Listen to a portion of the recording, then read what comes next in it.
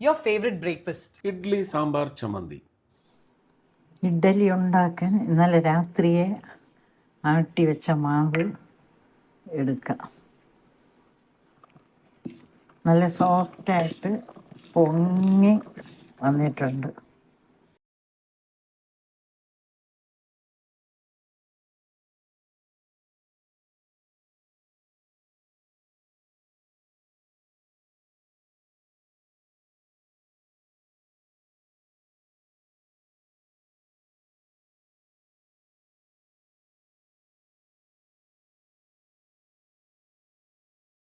ഇനി അടപ്പ് വെച്ച് അടച്ചു കൊടുക്കാം.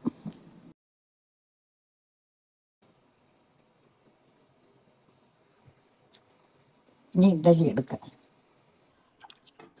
സാമ്പാർ റെഡിയായി.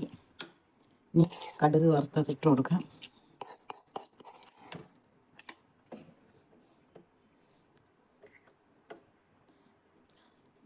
പ്രധാനമന്ത്രി പറഞ്ഞതനുസരിച്ച് ഉപ്പിൻ്റെയും എണ്ണയുടെയും ഉപയോഗം വളരെ കുറച്ചിട്ടുണ്ട്. നമ്മുടെ ഇഡ്ഡലി റെഡിയായി. നല്ല സോഫ്റ്റായിട്ടുള്ള ഇഡ്ഡലി.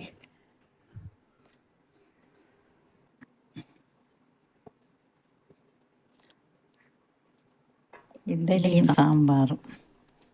ഇതാണ് ഇന്നത്തെ ബ്രേക്ക്ഫാസ്റ്റ്.